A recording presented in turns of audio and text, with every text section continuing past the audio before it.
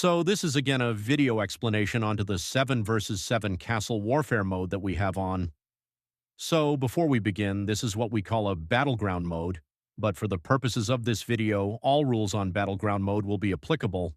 It is also the same as the GBG rules. So first off, we will have two teams, the red and the blue team, which they will actually have their own base to defend. Now, this is also an inspired mode for our commonly known modes as Dota 2 or the Mobile Legends version. First off, you will be seeing your own base with its crystal. Now, the crystal, once broken, will automatically give 1 point to the opposing team that breaks it, or probably wins the full match. So it is more or less basically important to defend this crystal. Now, moving on, we have two sentries or two Boguardians that is defending the outside of the castle and also the inside of the castle. And these, again, Boguardians do not move, but have great range and also great damage against players. Now, moving on, we do have these jungle monsters, which gives increased buffs to players once attacked.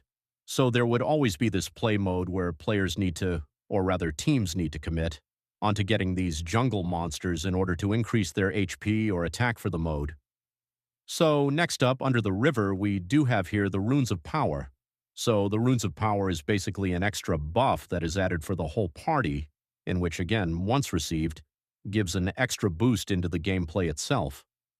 It might be an arcane rune to increase your casting speed, decrease your casting speed, and slasher haste rune, power rune, and whatnot. Full disclosure will be sent onto this one, but the modes are just 4. Now next onto what we call the pit. We do have here a monster named Bakunawa.